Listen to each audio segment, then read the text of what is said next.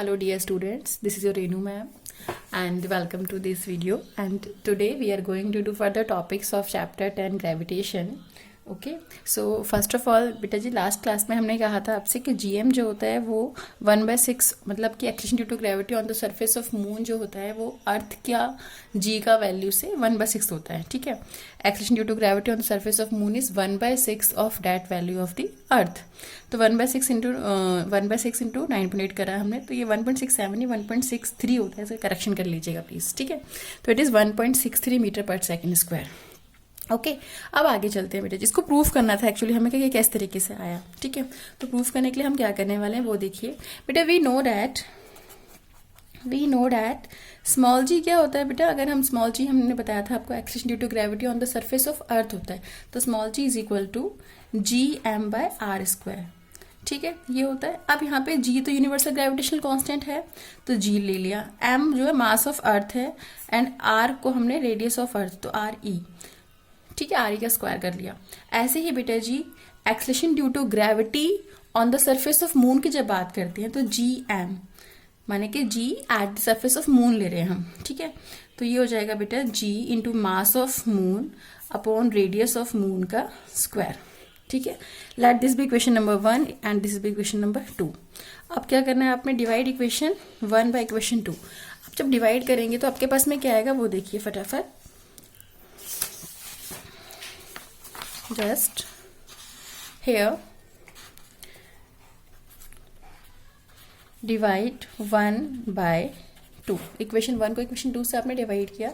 When you will divide it, you will get G upon GM is equal to capital G mass of earth upon radius of earth का square upon G into mass of moon upon radius of moon का square. ठीक है, अब right hand side को simplify कर लेते हैं पहले. This upon RE square into, बेटा ये अपॉन में था ना, डिवाइड था, तो इंटू करेंगे तो बाद वाला टर्म क्या हो जाएगा, रेसिप्रोकल. तो इंटू RM स्क्वायर अपॉन में G into mass of the moon. Capital G से कैपिटल जी कैंसिल हो गया. Mass of earth upon mass of moon into radius of moon का square upon radius of earth का square. ठीक है, इसको ऐसे लिख लेंगे फर्दर. देन अब क्या होगा आपके पास में, जस्ट सेक या, तो बेटे जी G अपॉन GM जो आएगा आपके पास में वो क्या आएगा बेटू, ME अपॉन MM, यानी कि हम इसको मास of earth upon mass of moon into radius of moon upon radius of earth का स्क्वायर ऐसे होल स्क्वायर कर लेंगे. Substitute the values now. ठीक है बेटा, मास ऑफ अर्थ जो होता है वो होता है 6 इंटू 10⁻24 kg. तो पुट कर देंगे 6 into 10⁻24 kg.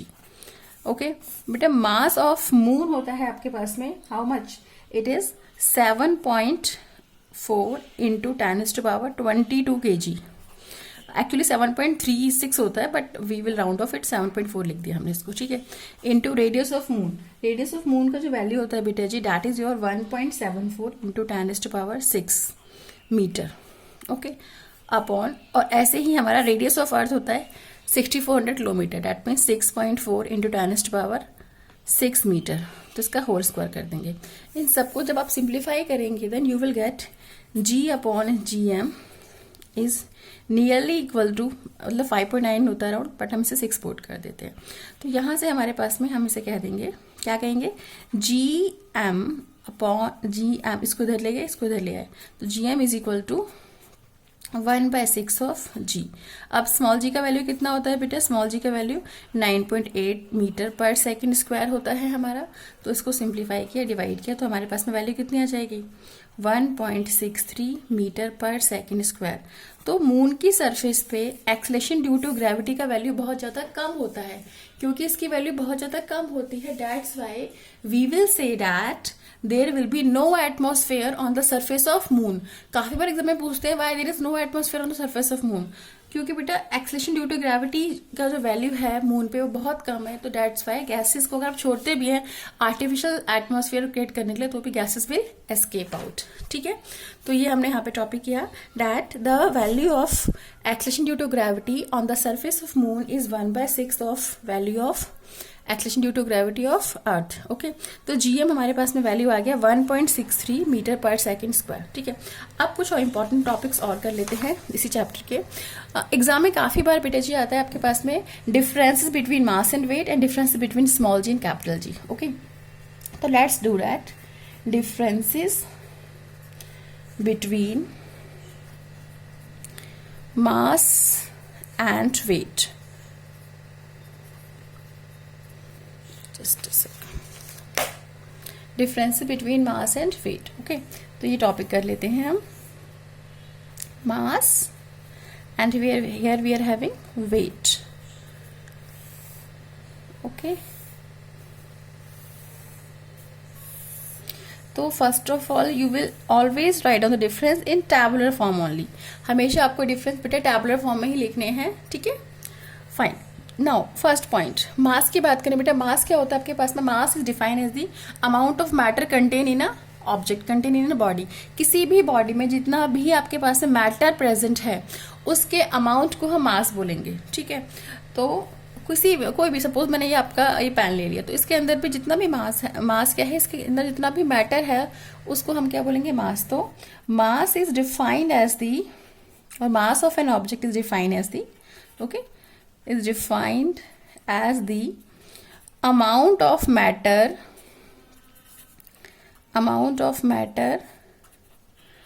Contained in the object.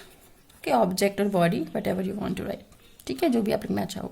तो मास क्या है हमारे पास? मास जो है मैटर प्रेजेंट किसके अंदर? बॉडी के अंदर। जितना भी मैटर प्रेजेंट है उसको हम मास बोलेंगे।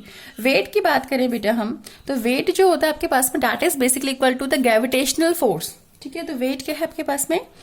Wait of an object, weight of an object is defined as the gravitational force acting on the object, gravitational force acting on the object due to अर्थ। हम यहाँ पे अर्थ लिख रहे हैं, अदरवाइज जिस भी प्लैनेट पे आप होंगे हम वो लिखते हैं। ठीक है, तो वेट ऑफ ऑब्जेक्ट क्या है आपके पास में? जो ग्रेविटेशनल फोर्स उस पर लग रही है, that is the weight of the object. ठीक है बेटा, तो ये हमारे पास में हो गया। अब फर्दर चलते हैं सेकेंड पॉइंट। अच्छा, ये कोई नेसेसिटी नहीं है कि आपके पास में डिफरेंस में हमेशा आप डेफिनेशन लिखेंगे। ठीक है, तो लेकिन स्टार्टिंग मोस्टली मतलब हम लोग डेफिनेशन लिखवा देते हैं, बट नॉट कंपल्सरी नहीं होता आपके पास में कि आप हमेशा डेफिनेशन को ही as a first point of difference लिखें। उसके अलावा बाकी जो पॉइंट्स हैं उन्हें भी आप डिफरेंस में लिख सकते हैं। ठीक है, ओके, लेकिन अलग से पूछा जाएगा। सपोज पूछा गया एग्जाम में define mass and what is it's SI unit, तो फिर आपको वहाँ पे डेफिनेशन लिखनी ही पड़ेगी। ठीक है, तो डेफिनेशन हमारी यहीं पे कवर अप हो जाती है, तो अलग से करने की जरूरत नहीं पड़ेगी आपको। ठीक है, एंड बेटा what is the SI unit of mass? Its SI unit is, क्या होता है?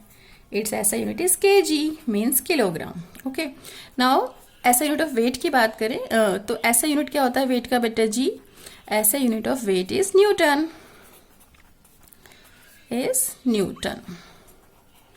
ठीक है, क्योंकि ग्रेविटेशनल फोर्स है बेटा, तो ग्रेविटेशनल फोर्स की यूनिट तो न्यूटन ही होती है, फोर्स की यूनिट न्यूटन होती है, तो ऑब्वियसली वेट की यूनिट भी हमारी न्यूटन हो गई। ठीक है बेटा, मास जो होता है वो कभी भी जीरो नहीं हो सकता, क्योंकि मास जो है आपके पास में amount of matter contain in a body है। ठीक है, तो मास कैन नेवर बी जीरो, कभी भी मास जीरो नहीं हो सकता। ओके, कभी भी मास आपका जीरो नहीं हो सकता। ओके, वेट की बात करें तो it can be zero, weight zero हो सकता है। कैसे बेटा? जहां पे स्मॉल जी, वेट क्या होता है देखो, वेट का फॉर्मूला होता है हमारे पास में mg, तो अगर हमारे पास में if small G is equal to zero, तो ऑब्वियसली वेट क्या हो जाएगा आपका? जीरो हो जाएगा। ओके, नाउ अब आगे देखते हैं नेक्स्ट पॉइंट बेटा। ठीक है, तो हमारे पास में हमने डेफिनेशन ले ली, हमने आपके पास में यूनिट ले ली, हमने आपके पास में मास को, कि मास जो है वो कभी भी आपके पास में जीरो नहीं होता, वेट जो है वो आपके पास में जीरो हो सकता है।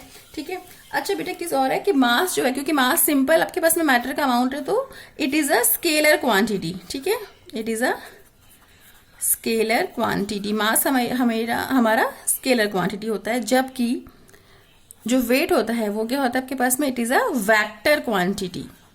ये एक वेक्टर क्वांटिटी है, क्यों बेटा, क्योंकि ये फोर्स है, फोर्स तो वेक्टर ही होता है। Okay, and the last difference we can write, बेटा मास को हम मेजर करते हैं, किससे मेजर करते हैं, बीम बैलेंस से, ठीक है। तो it can be measured by beam balance. ये ना आप फिजिक्स लैब में देखेंगे, केमिस्ट्री लैब में भी देखने को मिलेगा आपको।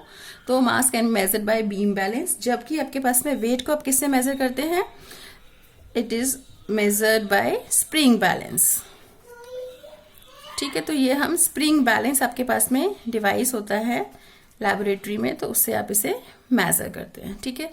तो ये हमारे पास में डिफरेंस थे किसके बीच में, मास एंड वेट के बीच में। मास मैटर का अमाउंट है, वेट आपके पास फोर्स है। मास की यूनिट केजी होती है, वेट की यूनिट न्यूटन होती है। मास कभी भी जीरो नहीं हो सकता, वेट कैन बी जीरो।